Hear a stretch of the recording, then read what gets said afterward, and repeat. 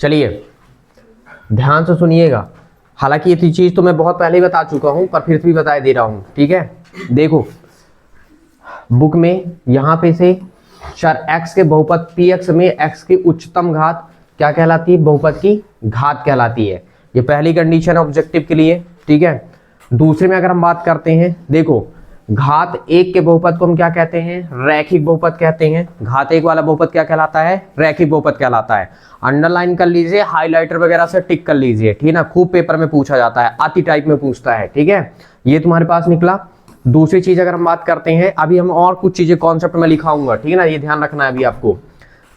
Next concept अगर हम देखें तो एक आपका ये कॉन्सेप्ट निकल के आता है, क्या निकल के आया, यानी घात दो के बहुपद को हम क्या कहते हैं, द्विघात बहुपद कहते हैं। घात दो के बहुपद को हम क्या कहते हैं, द्विघात बहुपद कहते हैं। ये भी आपके बुक में टिक हो जाना चाहिए, ठीक है। दूसरी चीज, ठीक है, घात तीन के बहुपद को हम क्या कहते हैं, त्रिघात बहुपद कहते हैं। घात तीन के बहुपद को हम क्या कहेंगे, त्रिघात बहुपद कहते हैं, ठीक। ये भी आपको क्या करना है, टिक करके रखना है। अब हम बात करते हैं कुछ मेन कॉन्सेप्ट के बारे में, ठीक है, तो ज्यादा अच्छा रहेगा आपके लिए। ध्यान से सुनना है और समझना है, ठीक है। वैसे एक चीज मैं आपको और दिखा देता हूं,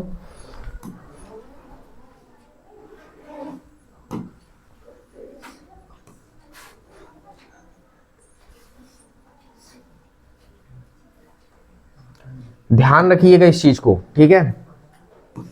देखिए रैखिक बहुपद ये है आपके पास, ठीक है। और अगर हम बात करते हैं ना, तो रैखिक बहुपद जो होता है ना, y बराबर ax प्लस बी का ग्राफ जो होता है एक सरल रेखा होता है। किसी भी रैखिक बहुपद का ग्राफ क्या होता है, सरल रेखा होता है। लेकिन द्विघात बहुपद की अगर बात करते हैं ना, द्विघात बहुपद के संगत अगर कोई द्विघात बहुपद है ना, तो उसका जो वो बनता है, ग्राफ बनता है, वो परवलयाकार होता है। किस आकार का होता है, परवलयाकार। ये चीज दिमाग में होना चाहिए ना। रैखिक बहुपद जो होता है ना, ax प्लस बी जैसे जो रैखिक बहुपद है, रैखिक बहुपद का जो ग्राफ होता है, यानी आलेख होता है, ग्राफ मतलब आलेख, वो क्या होता है, एक सरल रेखा होता है। लेकिन द्विघात बहुपद का क्या होता है, द्विघात बहुपद के संगत क्या होता है, परवलयाकार होता है। परवलय के अकॉर्डिंग निकल के आता है। ध्यान रखना इस चीज का, क्योंकि ऑब्जेक्टिव में खूब पूछा जाता है, ठीक है। विशेषता आपको पता होना चाहिए। देखो यहां पे भी बताया गया है, अगर आप चाहे ना तो इसको भी अंडरलाइन कर सकते हैं। देखिए क्या बोला गया, एक रैखिक बहुपद इतने में ax प्लस बी में, ठीक ना, तुम्हारे पास क्या बोला गया, y बराबर ax प्लस बी का एक ग्राफ जो होता है ना, वो क्या होता है, सरल रेखा होता है। लेकिन द्विघात बहुपद का क्या होता है, कुल मिला के अगर हम बात करते हैं तो क्या बनता है, द्विघात बहुपद का परवलयाकार होता है। बार बार बता रहा हूं, ये परवलयाकार पिछली बार पूछा भी गया था, ठीक ना, परवलयाकार वाला पिछले सेशन में और क्वेश्चन बनाया भी था, ठीक ना, कि कौन सा ग्राफ होता है, ठीक। तो चलिए अब हम बात करते हैं। देखो ये यहां पे लिखा हुआ है, आप बुक में टिक कर सकते हो, देखना। देखो द्विघात बहुपद ax स्क्वायर प्लस bx में जहां a बराबर क्या है, a बराबर नहीं है 0 के लिए, संगत समीकरण ये का ग्राफ क्या, ग्राफ का आकार या तो ऊपर की ओर खुला होता है या तो क्या होता है, नीचे की ओर खुला होता है, ठीक ना। और इस पर निर्भर करता है कि मतलब a क्या है, छोटा है कि बड़ा है शून्य से, ठीक ना। और इनको हम क्या कहते हैं, इन वक्रों को हम क्या कहते हैं, परवलय कहते हैं। इन वक्रों को हम क्या कहते हैं, परवलय। कुल मिला के ये रट लीजिए आप कि रैखिक समीकरण का जो परवलय मतलब रैखिक समीकरण का जो आलेख बनता है वो क्या होता है, सीधी सरल रेखा है, ठीक है, रट के रखिए। और जो द्विघात समीकरण का क्या बनता है, अगर हम बात करें आलेख बनता है, वो क्या होता है, परवलयाकार होता है, ठीक है। मतलब जैसे ये देखिए, ये परवलय है, ठीक है, मतलब ऐसी आकृति जो धनुष के आकार का बने, कुल मिला के, ठीक है, किसके आकार का बने, धनुष के आकार का। तो ऐसी आकृति को हम क्या कहते हैं, परवलय। जैसे देखो ये बना है, यहाँ पे ये बना, ऊपर की ओर खुला है, नीचे की ओर खुला है, तो ये क्या है, ये कुल मिला के परवलय है। और जो सरल रेखा होता है ना, जैसे एक जो रैखिक, ये है सरल रेखा, ये सरल रेखा बन रहा है, ठीक है। तो अगर ये बिल्कुल सीधी लाइन निकल रहा है, ठीक है, तो मतलब सरल रेखा, तो ये 100% है कि जो रैखिक बहुपद होंगे, रैखिक बहुपद का समीकरण, यानी रैखिक बहुपद का आलेख हमेशा क्या होता है, सरल रेखा होता है। और द्विघात बहुपद का आलेख हमेशा क्या होता है, परवलयाकार होता है। क्लियर हुआ मैंने क्या कहा। तो चलिए अब हम कुछ मेन कॉन्सेप्ट के बारे में बात करते हैं। ध्यान से सुनना है, आपके चैप्टर 2 के बारे में बात कर रहे हैं, ठीक। एक चीज आप ये रट लीजिए, ठीक है, कि रैखिक बहुपद क्या है, द्विघात बहुपद क्या है और त्रिघात बहुपद क्या है। यहां से 3 चीजें जरूर आपसे पूछता है। तो रैखिक बहुपद की अगर हम बारे में बात कर रहे हैं, किसके बारे में, रैखिक बहुपद, तो ये है रैखिक बहुपद का व्यापक रूप ax प्लस बी, बस इतना। जहां पता है जहां आप ये कहेंगे कि a कभी भी शून्य के बराबर नहीं हो सकता। तुम सोचो, नॉर्मल सोचो कि अगर मैं रैखिक बहुपद के बारे में बात कर रहा हूं तो अगर मैं यहाँ पे ax, ये तुम्हारे पास अगर मैं एग्जांपल देता हूं तो देखो ax प्लस मान लेते हैं, यहाँ पे देखो इस ax प्लस b का अगर हम मान लो a का मान 5 7 रख दिए, b का मान 5 रख दिए तो कितना हुआ 7x प्लस 5। रैखिक बहुपद हम किसे कहते हैं? जिसके यानी जिस चर राशि में घात 1 होगा उसे हम रैखिक बहुपद कहेंगे। तो भैया यहाँ पे रैखिक बहुपद है क्योंकि इसके चर राशि के घात में कितना है? 1 है, कुछ नहीं है तो क्या है? 1 है। द्विघात बहुपद का स्वरूप भी पूछता है, ये भी पता होना चाहिए, ठीक है। द्विघात बहुपद का तो खूब पूछता है, द्विघात बहुपद, ठीक है। और द्विघात बहुपद होता है ax स्क्वायर प्लस का bx प्लस का ये हुआ तुम्हारे पास bx प्लस का c, ठीक है। जहां तुम्हारे पास क्या है a, b, c क्या है? वास्तविक संख्याएं। क्या है? वास्तविक संख्याएं हैं, ठीक है, वास्तविक संख्याएं। और तुम्हारे पास क्या कंडीशन है? और a जो है वो डज नॉट इक्वल क्या है? 0 है, मतलब a कभी भी शून्य नहीं हो सकता। दिमाग लगाओ, अगर a शून्य कर देंगे तो हमको क्या ये द्विघात समीकरण दिखाई दे रहा है? नहीं दिखाई दे रहा है, ठीक है भाई। अगर हमारे पास ये वाला पोर्शन मान लो जब शून्य हो गया तो जब यही पोर्शन शून्य हो गया तो तुमको द्विघात बहुपद दिखाई दे रहा है क्या? नहीं दिखाई दे रहा है भाई, घात में कहां तो दिख रहा है। इसलिए क्या होता है तुम्हारे पास कभी भी क्या नहीं होगा, a जो है वो कभी भी शून्य नहीं हो सकता है। त्रिघात बहुपद में अगर हम बात करेंगे तो त्रिघात बहुपद भी सेम ऐसे चलेगा। अब देखो अगर हम बात कर रहे हैं क्या त्रिघात बहुपद में, ठीक है, त्रिघात बहुपद, तो बेटा अगर हम त्रिघात बहुपद की बात कर रहे हैं ना तो वो ऐसे चलता, फिर ax का क्यूब प्लस bx का स्क्वायर प्लस का cx और प्लस का क्या चलेगा d, जहां पे a कभी शून्य नहीं हो सकता है, ठीक ना। abcd तो सेम होंगी, जहां abcd के यहाँ वास्तविक संख्याएं हैं और कंडीशन सेम रहेगा, a डज नॉट इक्वल क्या होगा? 0 है, ठीक है। क्यों? क्योंकि अगर एक पार्ट 0 हो जाए तो फिर हमको द्विघात समीकरण दिखने लगेगा, त्रिघात थोड़ी नहीं दिखाई देगा। तो ये कंडीशंस है रैखिक बहुपद। अब देखो एक चीज मैं बता देता हूं, ठीक ना, शून्यक क्या है? शून्यक अगर हम बात करते हैं शून्यक, ठीक है, तो बेटा जो शून्यक होता है वो रियल में x का मान है। समझ गए? हमने क्या कहा? x का मान है। शून्यक हम किसको कहते हैं? x के मान को कहते हैं, ठीक है। अच्छा, यही x का मान जो है ना वो यहां पे शून्यक कह सकते हो, मूल भी कह सकते हो, कोई दिक्कत नहीं है, ठीक ना, क्योंकि मूल भी वही है, शून्यक भी वही है, ठीक है, ये आपको पता होना चाहिए, ठीक है। तो द्विघात बहुपद में अगर हम बात करते हैं तो जैसे द्विघात बहुपद में शून्यक वर्ड का यूज कर लेते हैं और वही शून्यक कहां से निकलता? वो शून्यक निकलता कहां से है? वो शून्यक x का मान आ है, ठीक है। और द्विघात समीकरण जो है ना, द्विघात समीकरण में शून्यक ना कह के हम क्या कह देते हैं? मूल कह देते हैं। और वो मूल क्या है? वही x का मान है, ठीक है, x का मान ही शून्यक कहलाता है, वही x का मान क्या कहलाता है? मूल कहलाता है। द्विघात बहुपद में शून्यक का नाम देते हैं, मतलब शून्यक कह देते हैं, और उसी x के मान को हम द्विघात यानी द्विघात बहुपद में शून्यक कहते हैं, द्विघात समीकरण में हम क्या कह देते हैं? मूल कहते हैं। मतलब ये तीनों एक ही चीज है। मतलब आपके दिमाग में सिर्फ ये चलना चाहिए कि द्विघात बहुपद यानी जब भी बोले भैया शून्यक निकाल के दिखाओ, तो शून्यक निकाल के दिखाने का मतलब है तो तुमको सिर्फ, और शून्यक बोले चाहे मूल बोले, तुम्हारे दिमाग में एक चीज रन करना चाहिए, भैया हमको x का मान चाहिए और कुछ नहीं चाहिए। समझ गए मैं क्या बोला? पेपर में खूब पूछता है, ठीक है ना। अब पेपर में एक ऑब्जेक्टिव बनाता है तुम्हारे पास, ऑब्जेक्टिव बेटा वो ये बनाता है, ठीक है, आप देखना पेपर में 2-3 साल, यानी अगर आप 2-3 साल के पेपरों को ऊपर नीचे उठा के देखना है आप, उसमें ये लिखा रहता है कि रैखिक बहुपद, ठीक ना, बनाता है रैखिक बहुपद, ऐसे लिख देगा रैखिक बहुपद ax प्लस b का शून्यक खाली स्थान है। ये मोस्ट इंपॉर्टेंट पॉइंट है, मोस्ट। अच्छा, शून्यक निकालने के लिए क्या कंडीशन होती है? मैंने क्या कहा? शून्यक क्या है? शून्यक क्या है? x का मान। और x का मान आप बहुपद में कैसे निकालेंगे? तो आप बहुपद में जो बहुपद दिया जाता है ना, तो रियल में ये बहुपद जानते हो क्या है? ये रियल में बहुपद को किससे लिखते हैं? बहुपद को लिखते हैं px से, ठीक ना, px qx जो भी मन में आ जाए लिख लो आप, ठीक ना। x क्या बताता है? कि चर राशि x प्रयोग की गई है, ठीक है। तो देखो ये तुम्हारे पास क्या हुआ? ax प्लस क्या कहलाया? b। बात समझते जाना, दिमाग लगाओ, ठीक ना। फिर जब आपसे बनने लगता है ना तो फिर आप डायरेक्टली निकाल के बता सकते हो। हमेशा जब भी आपको शून्यक निकालना होगा, ठीक ना, तो रैखिक बहुपद जो रैखिक बहुपद होता है उसे पहले रैखिक समीकरण में कन्वर्ट करना पड़ता है। और रैखिक समीकरण में कन्वर्ट करने के लिए आपको क्या करना पड़ता है? मानना पड़ता है भैया, क्या मानोगे आप? आप यहां पे मानोगे कि माना पी एक्स का मान हमारे पास क्या है, थोड़ी देर के लिए शून्य है। और जब यहाँ पे रख दोगे ना तो रियल में देखो ए एक्स प्लस बी किसके बराबर हो जाएगा, शून्य के बराबर। तो मैंने क्या कहा कि किसका मान निकालना है, एक्स का। शून्य का मतलब एक्स का मान निकालना है, मूल मतलब एक्स का मान ही निकालना है। यानी इस केस में एक्स बराबर क्या कहलाया, देखो ये हो जाएगा उधर तो माइनस हो जाएगा और ये गुणांक कहाँ चला जाएगा, बटे में। तो भैया रैखिक बहुपद का शून्य क्या कहलाया, माइनस का बी बेटा ए कहलाया। वो ये चीज होता है, समझ गए। किसी भी चीज का मान निकालना है, ठीक है, अगर बहुपद में दिया है तो इसका साफ मतलब ये है कि आपको बराबर में जीरो मान के निकाल लेना है। शून्यक बोले चाहे मूल बोले वो एक्स का ही मान होता है, ये सब आपस में बराबर ही होते हैं। क्योंकि द्विघात बहुपद के शून्यक को जब तुम अल्फा बीटा का मतलब अल्फा बीटा कहते हो तो द्विघात समीकरण के मूल को भी हम अल्फा बीटा कहते हैं, ठीक है। तो ये आपको पता होना चाहिए कि ये सब तीन के तीनों एक ही है और तीनों आपको ऐसे निकालना फिर इसी केस में, ठीक है। अच्छा, रैखिक बहुपद का शून्यक आप सीधे सीधे बराबर जीरो मान के निकालेंगे, सभी का बराबर जीरो मान के ही निकालेंगे। लेकिन जब द्विघात बहुपद होगा तो उसे गुणनखंड विधि से आप निकालेंगे, ठीक है, समझ रहे हैं आप। कहां से निकालेंगे, गुणनखंड विधि से आपको निकालना पड़ेगा, ठीक। लेकिन मानना पड़ेगा क्या, जीरो के बराबर ही आप लेके चलेंगे, ठीक है, तभी तो शून्यक निकलेगा, तो आप तुरंत ही निकाल पाएंगे। तो ये केस था आपका एक। अच्छा, एक चीज आपको और रट लेनी है, ठीक है। मैंने क्या बताया कि रैखिक बहुपद मतलब जो रैखिक बहुपद होता है उसका ग्राफ सरल रेखा होता है, ठीक है ना। रैखिक बहुपद का ग्राफ क्या होता है, अगर हम बात करें रैखिक बहुपद के बारे में, यहाँ पे दो चीजों के बारे में बताया है। रैखिक बहुपद का जो ग्राफ होता है, रैखिक बहुपद का जो क्या बनेगा ग्राफ, वो क्या बनता है, सरल रेखा। क्या है, एक सरल रेखा है। अच्छा, दूसरी चीज मैंने क्या बताया आपको कि जो द्विघात बहुपद है, क्या है, द्विघात बहुपद।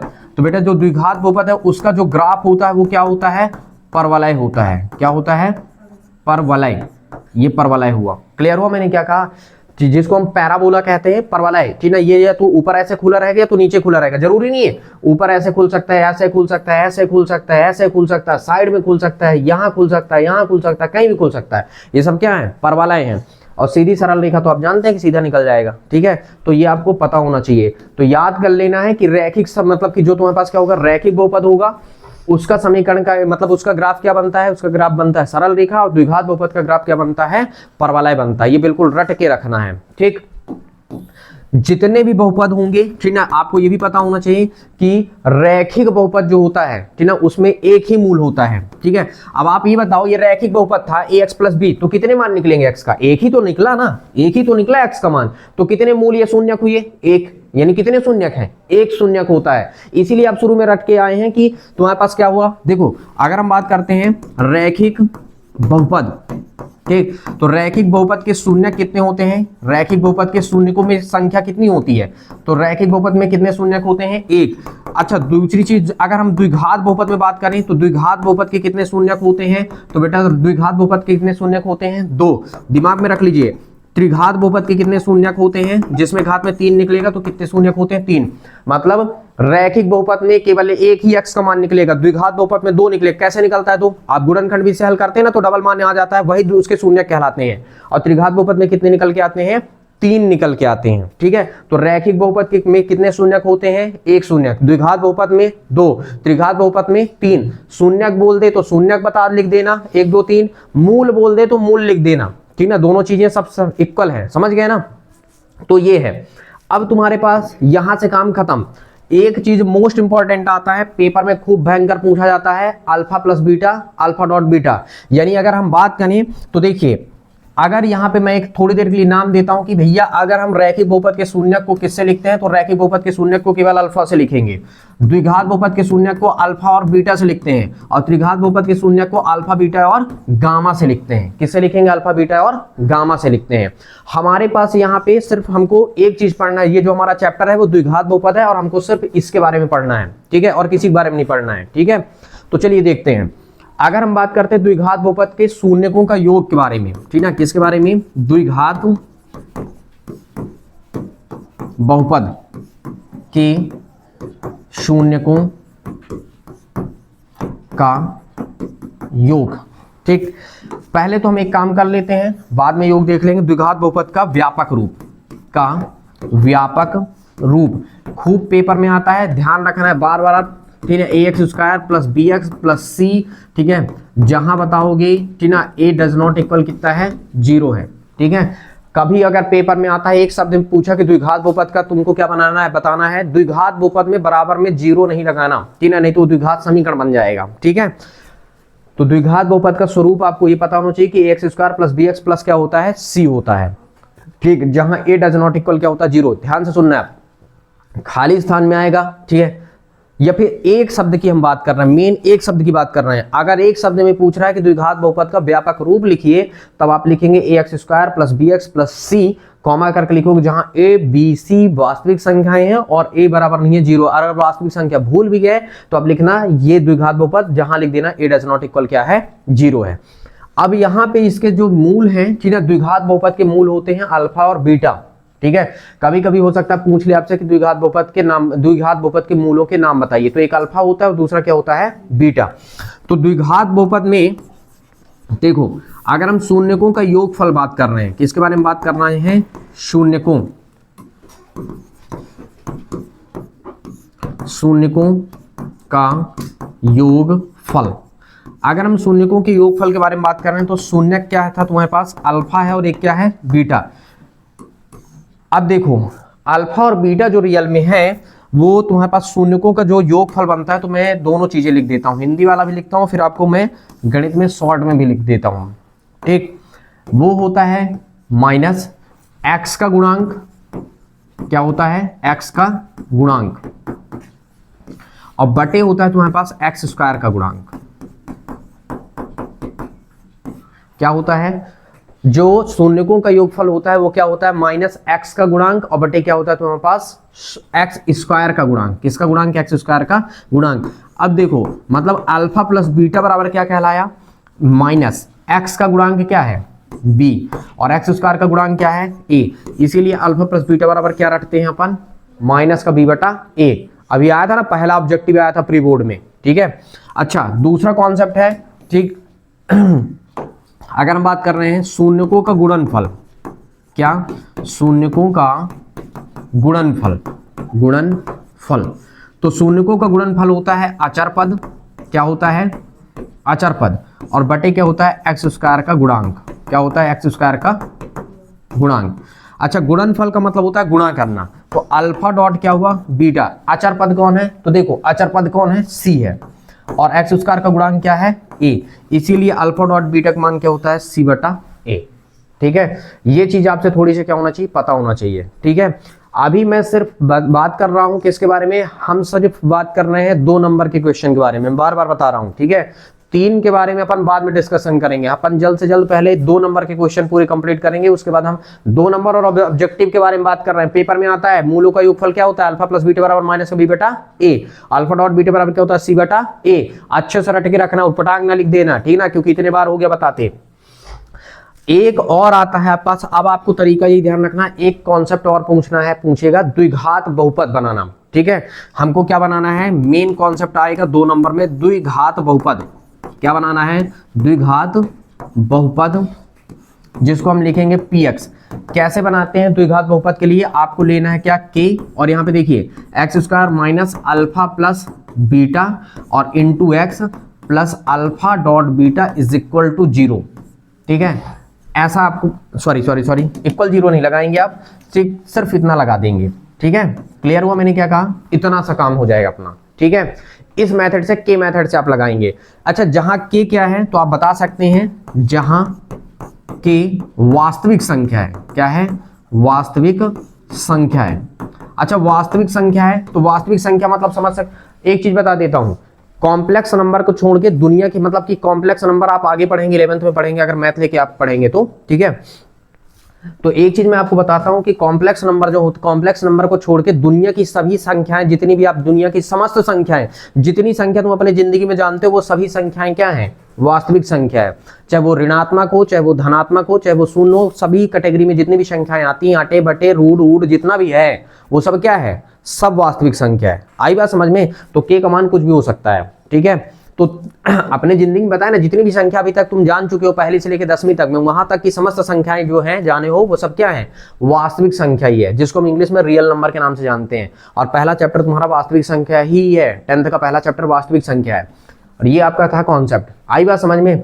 एक चीज और आपको रट के रखना है, देखो ग्राफ जो है एक्स अक्ष को जितने बिंदु पर प्रतिच्छेद कर देता है, ग्राफ एक्स अक्ष को जितने बिंदु पर प्रतिच्छेद करता है शून्यकों की संख्या उतनी ही होती है। ठीक है, ये चीज भी आपको रट के रखना है। ग्राफ एक्स अक्ष को, किसको, एक्स अक्ष को जितने बिंदुओं पर, जितने बिंदुओं पर प्रतिच्छेद करता है, ठीक है, ग्राफ एक्स अक्ष को जितने बिंदुओं पर प्रतिच्छेद करता है शून्यकों की संख्या उतनी होती है, शून्यकों की संख्या उतनी ही होती है, उतनी ही होती है। एक चीज और ध्यान रखना है, अगर ग्राफ कहीं पे स्पर्श करके निकला है मतलब वो एक ही बिंदु पर काट के निकला है, ठीक ना, स्पर्श करना मतलब एक ही बिंदु पर काट देना, समझ गए हम क्या बोल रहे हैं। तो अगर कहीं पे स्पर्श करके भी निकल रहा है मतलब वो एक ही बिंदु पर प्रतिच्छेद कर रहा है, ठीक है, तो ये भी आपको ध्यान रखना है। तो देखो ग्राफ एक्स अक्ष को जितने बिंदु पर प्रतिच्छेद करता है शून्यकों की संख्या क्या होती है, उतनी ही होती है। ठीक है, एक इसी का बनाता है गणित की भाषा में, ठीक है, कि जिसके जितने घात होते हैं मतलब n घात के बहुपद क्या होते हैं, ग्राफ को कितने बिंदुओं पर प्रतिच्छेद करते हैं, तो n घात के बहुपद जो होंगे ना वो n बिंदुओं पर ही काटेंगे। मतलब जो देखो एक रैखिक समीकरण जो है ना वो एक ही बिंदु पर प्रतिच्छेद कर रहा है, ठीक है, द्विघात समीकरण 2 बिंदु पर, त्रिघात समीकरण 3 बिंदु पर, चतुर्घात का समीकरण 4 बिंदु पर काटेगा। ठीक है, ये कंडीशंस है। ठीक है, तो n घात के बहुपद में जो n घात के बहुपद में जो ग्राफ बनेगा ना, जैसे n घात के बहुपद, ठीक ना, एक्स अक्ष को कितने बिंदु पर प्रतिच्छेद करते हैं, तो n बिंदुओं पर प्रतिच्छेद करते हैं। घात में जितना होगा उतने ही बिंदु पर वो क्या करेंगे, प्रतिच्छेद करेंगे। मान लो आपसे क्वेश्चन बना लिया, ठीक है, थोड़ी देर के लिए, ठीक ना, 4x के पावर 7 प्लस का 6x पावर 2 प्लस 3x का क्यूब वगैरह वगैरह, ठीक ना, मान लो माइनस का 2x और -3, ठीक है, ये बहुपद दे दिया, ठीक ना। अब पूछ रहा है, ठीक ना, ये बहुपद, ठीक ना, एक्स अक्ष को कितने बिंदुओं पर प्रतिच्छेद करेगा, कितने, 7 पर प्रतिच्छेद करेगा। घात में जो सबसे बड़ी चर राशि की घात होगी ना उतने बिंदु में प्रतिच्छेद करता है, और वही बहुपद की घात भी कहलाती है। समझ गए। और इसमें कितने शून्यक निकलेंगे, 7 ही शून्यक निकलेंगे। जितने पावर में चढ़ा रहेगा ना उतने ही शून्यक निकलते हैं, ठीक है, ये भी पता होना चाहिए। अगर ये हल करेंगे अपन, ठीक है, तो कितना निकलेगा, 7 निकलेगा। क्लियर हुआ। तो ये तुम्हारे पास है, हालांकि ऐसा तुम्हारे पास पूछा जा सकता है, चलो लिखे रहने देते हैं अपन, ठीक है। तो ये ध्यान रखना है आपको। अब हम बात करते हैं सीधे सीधे कहां, क्वेश्चंस पे, ठीक है, कि कौन कौन से क्वेश्चंस 2 अंक के लिए पूछे जाते हैं, ठीक है। तो 2 अंक में भी 2 ठो तो प्रश्न ही यहाँ है, ठीक है, इसके अतिरिक्त तो 2-3 प्रश्न के अतिरिक्त तो तुमसे पूछते ही नहीं है कि तो तुमसे क्या पूछेगा। ठीक, चलो ध्यान से देखना। एक प्रश्न वाली ये है,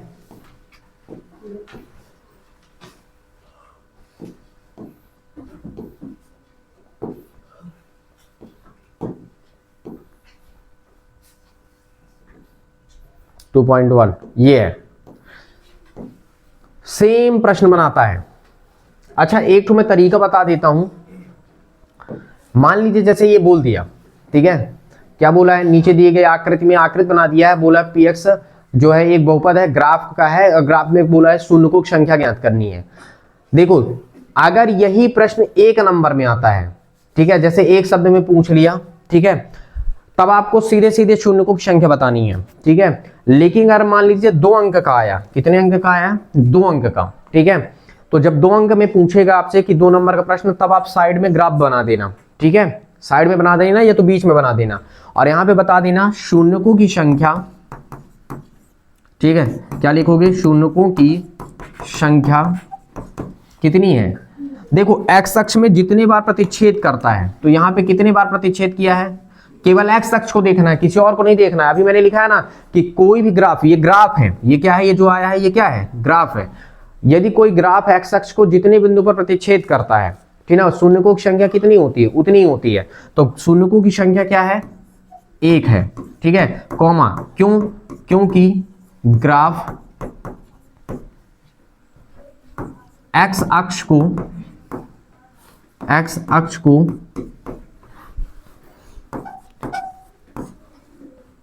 केवल एक बिंदु पर प्रतिच्छेद करता है। किसमें, केवल एक ही बिंदु पर प्रतिच्छेद करता है। क्या करता है, प्रतिच्छेद करता है या काटता है लिख सकते हो, बस इतना सा काम है। अगर 2 अंक का पूछ रहा है तो ग्राफ बना देना, उसके बाद स्टेटमेंट लिखना, ठीक है। और अगर ग्राफ एक नंबर में आ रहा है तब आपको ग्राफ बनाने की आवश्यकता नहीं है, सीधे शून्यकों की संख्या देख के बता दो, ठीक है। अब बाकी काम हमारा देख के ही चलेगा, ठीक है। देखो बताओ, अब देखो शून्यकों की संख्या पूछ रहा है ना, तो शून्यकों की संख्या सिर्फ x में ऐसे, जहां x वाले में ऐसे वो लगा लिया करो बिंदी। शून्यकों की संख्या 1, शून्यकों की संख्या 2, शून्यकों की संख्या 3, यहाँ पे शून्यकों की संख्या 1 2 3 और 4, यहाँ पे शून्यकों की संख्या 1, क्योंकि एक ही बिंदु पर काट रहा है, मतलब छू के निकल रहा है, मतलब एक बिंदु पर काटता है, ठीक है। यहाँ पे शून्यकों की संख्या 1, सबका पता चल गया। शून्यकों की संख्या भाई एक्स अक्ष को कितने जहां पे कटर काटे उसको तुम बिंदी ऐसे लगा दो, बिंदी लगाओ मतलब एक ही बिंदु पर यहाँ पे काट के निकल रहा है। ये स्पर्श करना भी ना लिखोगे तब भी तुम लिख दोगे काटता है तब भी चलेगा, ठीक ना, कि यहाँ पे ग्राफ क्या है, एक्स अक्ष को क्या करता है, एक ही बिंदु पर काटता है, क्योंकि एक ही बिंदु को काट के निकला है, ठीक ना, टच करके निकल गया, समझ गए।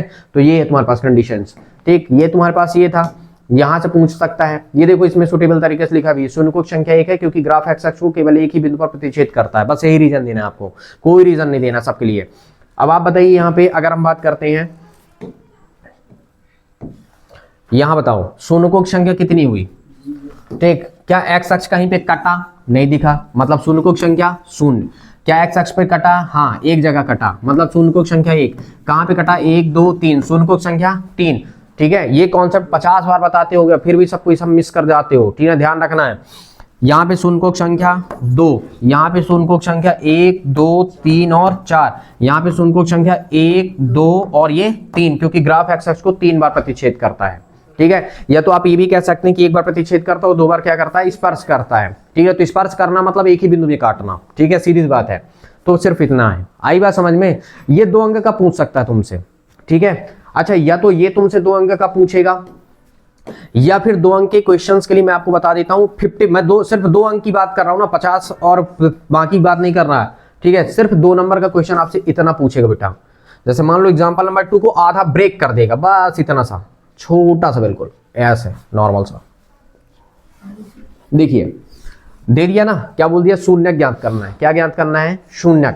बोल रहा है भैया आपको क्या ज्ञात करना है, शून्य ज्ञात करना। तो आप क्या लिखेंगे, हल। देखिए आप क्या लिखेंगे, दिया है। अच्छा, बहुपद को हमेशा किससे लिखते हैं, px से। आई बात समझ में, किससे लिखते हैं, px से। तो ये px है, क्या दिया गया है, x का स्क्वायर प्लस का कितना है 7x प्लस का कितना है 10, ठीक है। आप लिखने का एक तरीका भी होता है, ठीक है। अब तुरंत आप मानेंगे शून्य का मतलब क्या है, शून्य का मतलब x का मान, अभी तो बताया ना, शून्य का मतलब क्या होता है, x का मान याद करना। तो x का मान तब तक अब आप नहीं निकाल सकते हैं जब तक आप मानेंगे नहीं कि भैया हमारा जो px है वो किसके बराबर है, 0 के। मानना तो पड़ेगा, और जैसे आपने माना तो दिमाग लगाओ कि क्या हो गया, एक्स स्क्वायर हुआ प्लस का 7x हुआ प्लस का 10 और बराबर में क्या लग जाएगा, 0 लगेगा, ठीक है। यहां रख दें, या तो पहले इसको लिख के उधर लिख दें, एक ही बात तो है, ठीक है। तो बराबर किया हो गया, 0 हुआ, और ये बन गया क्या, द्विघात। अब देखें तो द्विघात समीकरण बन गया, यानी गुणनखंड विधि से हल करोगे, एक्स स्क्वायर बराबर कितना हुआ तुम्हारे पास, यानी क्या लिख दिया 10 बराबर क्या लिख दिया अपन 0, ये हो गया। अच्छा देखो यहाँ पे गुणांक क्या है, कुछ नहीं तो 1 है, गुणांक कुछ नहीं मतलब कितना 1, तो 10 एक कम 10, 10 को ऐसा सेट करना है 7 आ जाए। तो दिमाग लगाइए, अगर हम 5x और 2x लिख दें तो 5 और 2 मिलके कितना हुआ 7, और गुणा करें तो 5 दूनी 10, तो 10 एक कम 10, मतलब हमने सही सेट किया।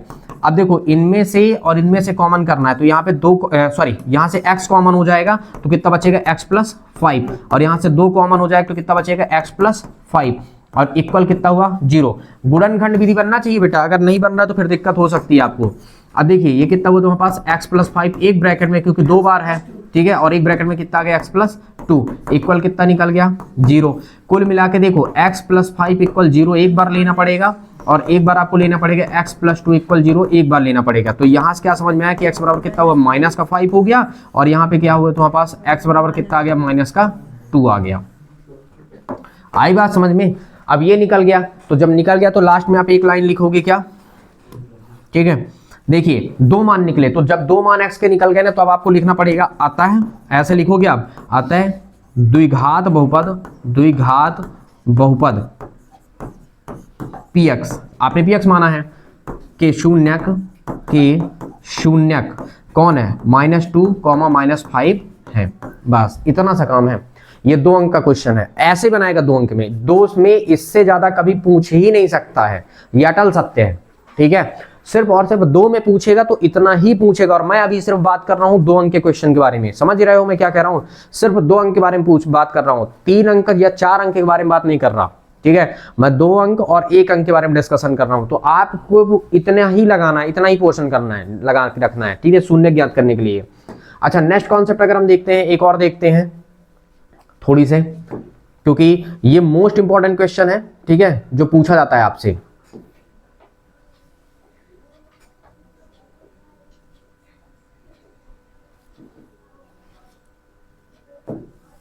ये भी खूब पूछा जाता है, सिर्फ इतना ही पूछा जाता है, इतना 2 अंक में।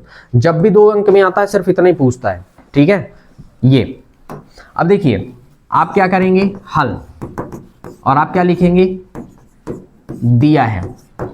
अच्छा, द्विघात बहुपद को आप किससे लिख दिए, px से हम नाम दे दिए, तो कितना हुआ x स्क्वायर माइनस कितना हुआ 3। px नाम क्यों दिए, क्योंकि चर राशि क्या है, x है, ठीक है। तो यहां पे अब आपको मानना पड़ेगा, क्योंकि आप x का मान तब तक नहीं निकाल सकते जब तक आप मानेंगे नहीं। तो आपने क्या मान लिया कि भैया px का मान जो है वो हमारे पास क्या है, 0 है। चाहे अभी मान लो चाहे बाद में मान लो, मानना तो पड़ेगा, स्वाभाविक सी बात है। अब देखिए जब हमने माना तो कुल मिला के क्या हुआ कि x स्क्वायर माइनस जो 3 है वो किसके बराबर हो गया, 0 के, ठीक है। तो अब यहाँ पे देखो शुरू वाला लास्ट वाला तब लिखते हैं जब तीनों स्टेप दिया जाता है, ठीक है। और नहीं तो हम सीधे सीधे x स्क्वायर लिखेंगे भाई, और इसको बराबर के उधर ले जाएंगे तो क्या हो गया, धन का 3। अब इधर से जब हम वर्ग हटाते हैं ना तो उधर प्लस माइनस लगा क्या लगाते हैं, रूट लग गया, ठीक। तो इसका मतलब क्या निकला तुम्हारे पास, इसका मतलब ये हुआ कि x के डबल मान लिखे गए हैं, एक तो √3 है और एक तो ऋण का √3 है, मतलब एक तो धन का एक तो ऋण का है। और लास्ट में आपको कुछ नहीं लिखना, सिर्फ इतना ही लिखना है, शून्य ज्ञात के लिए आता है द्विघात बहुपद, द्विघात बहुपद px के शून्यक क्या है, √3 ऋण √3 है। बस इतना सा काम है, ये 2 अंक है और तुरंत ही मिल जाता है 2 अंक, ठीक है। साफ सुथरा लिखने का ही मिलता है, बस इतना सा अगर आपने काम कर दिया तो आपका काम हो गया, ठीक है। लेकिन अगर आप इतना ही काम नहीं कर पाए तो दिक्कत होती है आपको फिर, ठीक। तो ये ध्यान होना चाहिए कि हमको ये पता रहे, ठीक ना, कि क्या क्या है, ठीक है। नेक्स्ट कॉन्सेप्ट अगर हम बात करते हैं, देखिए और देख लीजिए एक आध क्वेश्चन, ठीक है। बाकी आप खुद ही आधा आधा करके देख लीजिएगा, पूरा का आधा आधा करने का मतलब सिर्फ यही है।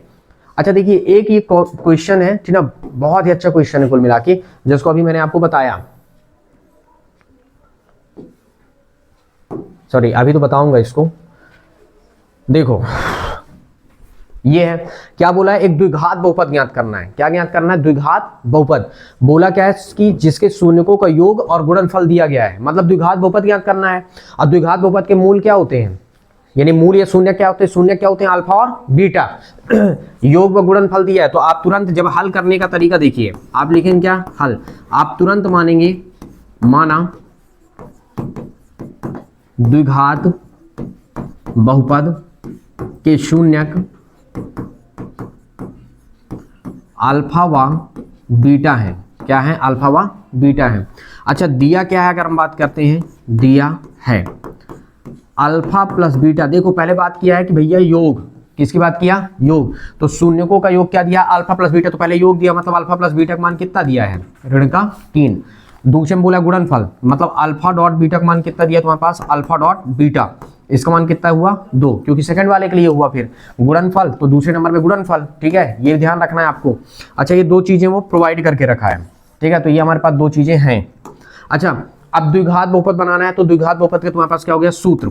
अब आप क्या बनाएंगे, सूत्र लिख दीजिए, सूत्र। और आप क्या लिखेंगे, द्विघात, मतलब जिसके घात में क्या हो, द्विघात बहुपद। तो बेटा द्विघात बहुपद के लिए तुम्हारे पास कंडीशंस क्या हुआ, अगर हम देखें क्या लिखे थे, px बराबर क्या, k, और बाकी सब same, X square minus alpha plus beta और into X plus alpha dot beta, और ये तुम्हारे पास बन गया, रेडी हो गया, ठीक है। अब देखो कुछ नहीं करना, सिर्फ मान रखना है। px बराबर कितना कहलाया, k, x का स्क्वायर, इसका मान कितना है, माइनस का 3, ये रखा है x, और अल्फा डॉट बीटा का मान कितना है, 2, ठीक है, ऐसे लिख दो। अब देखो तो क्या हुआ, p x और कितना हुआ k, और यहाँ से कितना हुआ एक्स स्क्वायर, माइनस माइनस क्या होगा प्लस, और कितना हुआ 3x, और प्लस का कितना हुआ 2। अब मैंने क्या बताया था कि जहाँ k क्या है, एक वास्तविक संख्या, वास्तविक संख्या है। तो देखो वास्तविक संख्या का चयन किस प्रकार करना है, क्या बटे में कुछ दिख रहा है, नहीं। जब बटे में कुछ नहीं दिख रहा तो k का मान कितना मानना है, 1 मानना है। अगर बटे में कुछ दिखता है तो उतना ही मान लेना है, ठीक है। तो देखो हम यहाँ पे क्या रख रहे हैं, p, और यहाँ पे कितना हुआ x, और यहाँ पे लिख दिए 1, और कितना हुआ x स्क्वायर प्लस का कितना हुआ 3x, और प्लस कितना कहलाया 2। और यहाँ पे आप बता देना, ठीक है, माना, ठीक, कॉमा करना, यहाँ पे बता देना माना, क्या माना, k बराबर हमने क्या मान लिया है 1, और जब गुणा कर देंगे तो कितना हुआ px बराबर, तो हमारे पास कितना कहलाया x का स्क्वायर प्लस का कितना हुआ 3x, और प्लस का कितना कहलाया 2। ये अतः लास्ट में लिखोगे क्या, अतः द्विघात बहुपद, द्विघात बहुपद x स्क्वायर प्लस का 3x प्लस 2 है। बस इतना सा काम है, ठीक, ऐसे करना है। अब आगे जो प्रश्नावलियां हैं, ठीक ना, उसमें सेम कॉन्सेप्ट कुछ यही रखा है, ठीक है। जैसे ये हो गया तुम्हारे पास, अब देखना कहां पहुंच गया है,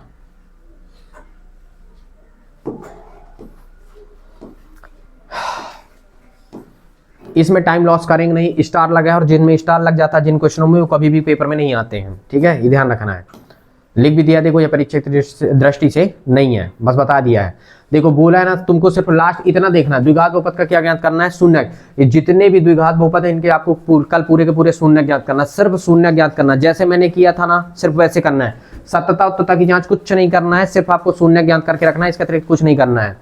अब देखिए, द्विघात बहुपद बनाना है, एक बार अल्फा प्लस बीटा, एक बार अल्फा डॉट बीटा का मान तुमको दिया गया है। आई बात समझ में, हमने क्या कहा, क्या बनाना है, द्विघात बहुपद बनाना है, अल्फा प्लस बीटा और अल्फा डॉट बीटा का मान दिया गया है, ठीक है। क्लियर हुआ मैंने क्या कहा, तो ये तुमको पता होना चाहिए।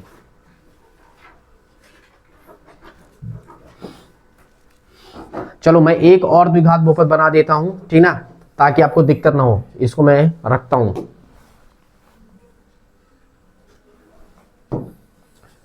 अच्छा एक चीज और, जब आप इसको बनाएंगे ना द्विघात, देखो जब आप इसको हल करोगे ना तो क्या लिखोगे, जैसे मान लो दिया है ना, तो आप कैसे लिखोगे, दिया है आपको PU करके लिखना पड़ेगा, तब तो आप 4U का स्क्वायर प्लस का 8U लिखेंगे, समझ गए। और इसको जब लिखोगे ना तो क्या लिखोगे, PT, ठीक ना, टी के फॉर्मेट में है, टी स्क्वायर माइनस क्या लिखोगे 15, समझ गए, ऐसे करके लिखना होगा, समझ गए ना। जो y के फॉर्मेट होगा उसको y के रूप में आपको लिखना है, किसी और रूप में मत लिख देना, ठीक है। तो ये तो मैं मान लो बता रहा था, बाकी आप करना ना बने तो बताना मुझे, ठीक है। हल मैं बात कर रहा हूँ क्वेश्चन नंबर 2 से में, ठीक है। सेम मानने का काम सेम रहेगा, माना द्विघात बहुपद के शून्य क्या है, अल्फा और बीटा है, ठीक है, इससे पहले वाले में जैसे माने थे।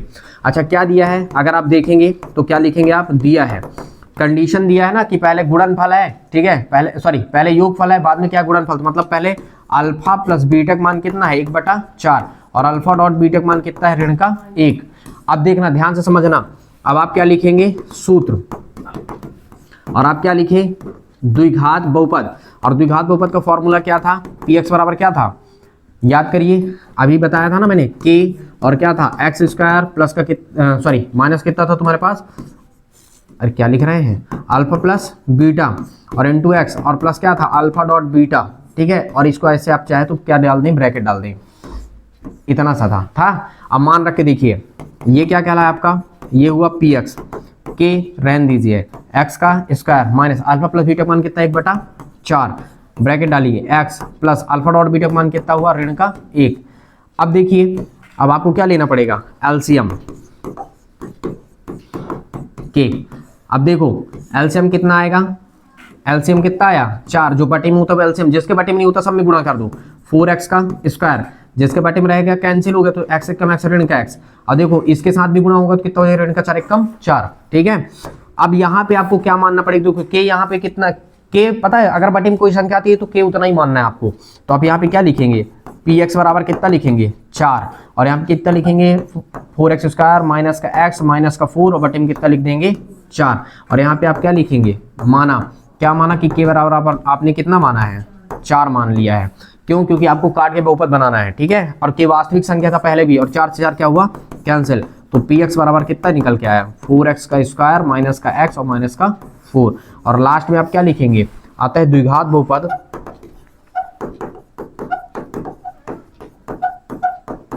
Four x square minus x minus का 4 है। ऐसे आई बात समझ में, इस तरह से आपको करना है। और ये आपका चैप्टर 2 2 नंबर के लिए खत्म, या तो तुमसे ये पूछेगा 2 अंक में, ठीक है, या तो तुम्हारे पास 2 अंक के यहाँ पे 3 ही क्वेश्चन बनेंगे, या तो तुमसे शून्य ज्ञात करवाएगा, या तो तुमसे द्विघात बहुपद बनवाएगा, या तो फिर तुमसे देखो शून्य ज्ञात करवाएगा तो ग्राफ बना के देगा, ठीक है, मतलब शून्यकों की संख्या ज्ञात करवाएगा, या तो शून्य ज्ञात करवाएगा, या तो तुमसे क्या बनाएगा, फिर द्विघात बहुपद बनवाएगा। यही क्या है 2 नंबर के लिए 3 ही क्वेश्चन यहाँ से बन सकता है, ठीक है। शून्य ज्ञात करना तो बहुत ही आसान है, ठीक है, ये भी तो आसान है, ठीक है, और इससे पहले वाला भी आसान हुआ। क्लियर हुआ मैंने क्या कहा? तो ये तुम्हारा वर्क है कि आज ये तुम पूरे का पूरा करके रखोगे, ठीक ना, जितने 2 अंक के अकॉर्डिंग जो बन रहे हैं क्वेश्चन ये पूरे करने हैं आपको। क्लियर हुआ मैंने क्या कहा? तो ये 2 अंक का है। अब हम अगले दिन से 2-2 चैप्टर को कवर करने का प्रयास करेंगे, ठीक ना, कि 2-2 चैप्टर कवर हो जाए जल्दी जल्दी, और आप ज्यादा से ज्यादा लगाएं, ठीक है। तो आज ये पूरे क्वेश्चंस आपको लगाना है और अच्छे से कंफर्म करना है, फिर कल वर्क में भी चेक कराना है, ठीक है। अगर कहीं पे दिक्कत होगी तो बताना भी मुझे।